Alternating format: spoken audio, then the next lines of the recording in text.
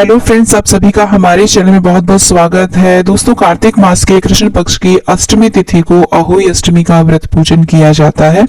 ये व्रत स्त्रियां अपने संतान की कामना के लिए और जिनके संतान है वे उनके उज्जवल भविष्य और लंबी आयु के लिए करती हैं। दोस्तों, ये जो पूजा है अपने रीति रिवाज के अनुसार की जाती है। तो आपके घर में यदि कोई बड़े बुजुर्ग हैं तो आप ये पूजा करने से पहले उनसे सलाह अवश्य रूप से ले लें। यदि कोई नहीं है पूछने के लिए तो आप इस विधि से भी पूजन कर सकते हैं। तो दोस्तों, कहीं कहीं पर तो ये पूजन दोपहर के समय किया जाता है और उसके बाद में सूर्य को अर्घ्य देने के बाद में भोजन ग्रहण कर लिया जाता है। तो अपनी अपनी मान्यताएं होती है और कहीं कहीं पर स्त्रियां निर्जल व्रत भी रखती हैं, फलाहारी व्रत भी रखती हैं। शाम को तारी को या फिर चंद्रमा को अर्घ्य दे करके भी इस व्रत को किया जाता है। किसी के यहाँ पर दोपहर के समय पूर किया जाता है, यानी कि पूरी पूड़े बनाए जाते हैं। किसी के यहाँ पर शाम को पूरी पूड़े बनाए जाते हैं। तो इसके लिए देखिए, आप सबसे पहले एक चौकी लगा ले, उसके ऊपर लाल पीला वस्त्र बिछा ले और उसके ऊपर थोड़े से गेहूं रखेंगे। यहाँ पर हम अहोई माता का चित्र रखेंगे। आप चाहे तो कैलेंडर भी लगा सकते हैं। अगर आप विदेश में आउट ऑफ ऐसी जगह पे रहते हैं जहां पर अहोई माता की फोटो नहीं मिलती है तो आप इंटरनेट से डाउनलोड करके भी लगा सकते हैं या फिर अपने मोबाइल में पूजन कर सकते हैं। इसके बाद में हम दोघड़ तैयार करते हैं, जिसे हम कमोई कहते हैं। इसे करवा चौथ पे जो हमने करवा यूज किया था उसमें एक वो लेते हैं और एक अहोई माता की हांडी आती है। इस तरीके से एक के अंदर हमें गेहूं या फिर चावल भरने होते हैं। तो जो भी आपके पास हो, या तो गेहूं आप इसमें भर लें या फिर चावल आप इसमें भर लें। और दूसरे में हमें जल भरना होता है। जो करवा चौथ का करवा होता है वो ही इसमें यूज किया जाता है। इस तरीके से देखिए, कहीं पर ये 4 भी रखे जाते हैं घड़े।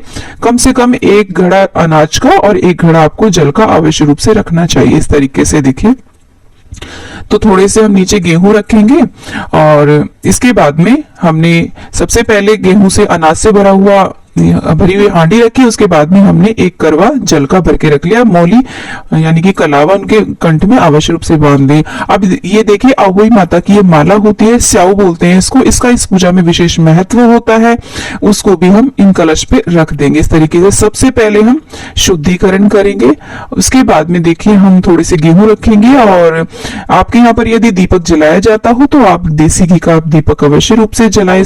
अहोई आठे के दिन सुबह के समय नहा करके व्रत का संकल्प लिया जाता है। हम कैसा व्रत करेंगे, और शाम के समय गोधूली बेला यानी कि प्रदोष काल में ये पूजन किया जाता है। तो हमने दीपक जला लिया है, धूप जला ली है और इसके बाद में हम वस्त्र रूपी कलावा अर्पित करेंगे। आप चाहे तो माता रानी को चुनरी भी अर्पित कर सकते हैं। यहाँ पर माता रानी को आप श्रृंगार की सामग्री भी भेंट कर सकते हैं। तो इस तरीके से देखिए, हमने चुनरी उड़ा दी है। इसके बाद में हम सभी देवी देवताओं को तिलक करेंगे। तो देखिए, यहाँ पर मैंने गणेश जी की स्थापना अलग से नहीं करी है क्योंकि हमारे फोटो में गणेश जी और लक्ष्मी जी हैं। तो यहाँ पर देखिए, गणेश जी का, लक्ष्मी जी का, सूर्य, चंद्र, अहोई माता का और यहाँ पर जितने भी देवी देवता उपस्थित हैं सभी का हम तिलक करेंगे। सभी का पूरे विधि विधान से पूजन करेंगे और हमने जो स्याऊ माता ली है इनका भी हम तिलक करेंगे। और आज के दिन महावर अवश्य रूप से माता को लगाने के बाद में स्वयं को लगाना चाहिए, बेहद शुभ माना जाता है। तो देखिए, जो हमने दोघड़ रखा है उसको भी हम इस तरीके से तिलक कर देंगे और हम अपने दीपक का भी पूजन कर देंगे। तो इसके बाद में दोस्तों, आप चाहें तो यहाँ पर गौ माता की फोटो, तस्वीर या फिर मूर्ति रख सकते हैं। नहीं तो हमारे जो तस्वीर है उसमें भी गौ माता दी हुई है, उनका विशेष पूजन कर सकते हैं। आप चाहें तो आज के दिन साक्षात रूप से भी गौ माता का पूजन कर सकते हैं, उनको भोग सामग्री अर्पित कर सकते हैं। इसके बाद में हम गणेश जी को गुड़हल का पुष्प और दूर्वा अर्पित कर देंगे और जो भी पुष्प आपके पास उपलब्ध हो सभी देवी देवताओं को हम पुष्प अर्पित कर देंगे। दोस्तों, जैसे करवा चौथ का व्रत हम पति के लिए करते हैं वैसे ही ये व्रत संतान के लिए किया जाता है। लेकिन कभी कोई लेडी यदि बीमार हो गई है तो उनके स्थान पर उनके पति भी इस व्रत पूजन को कर सकते हैं। तो ये व्रत मेनली महिलाओं के लिए होता है। तो हमने देखिए सभी को पुष्प अर्पित कर दिए हैं। और आज के दिन देखिए, दूध का सेवन नहीं करना चाहिए। जैसे कि हम खीर आदि भी आज के दिन नहीं बनाई जाती है क्योंकि ये दूध और पूत का ही व्रत माना जाता है। इसके बाद में देखिए, कोई भी हरा फल अर्पित करें, कोई भी मौसमी फल अर्पित करें और साथ में देखिए कहानी सुनने के लिए जल का एक लोटा रख लेंगे। और आज के दिन पूर किया जाता है, विशेष रूप से मीठे गुलगुले पूड़े बनाए जाते हैं, पूड़ी बनाई जाती है, पूरा सात्विक भोजन बनाया जाता है। इसके अलावा आप कचौड़ी, सब्जी आदि कुछ भी बना सकते हैं, लेकिन मुख्य रूप से पूड़े तो विशेष रूप से बनाए जाते हैं। और ये जो हमने दोघड़ रखा है इसको भी खाली नहीं रखा जाता, इसके ऊपर भी हम पूड़े या फिर कुछ भी भोग सामग्री रख सकते हैं।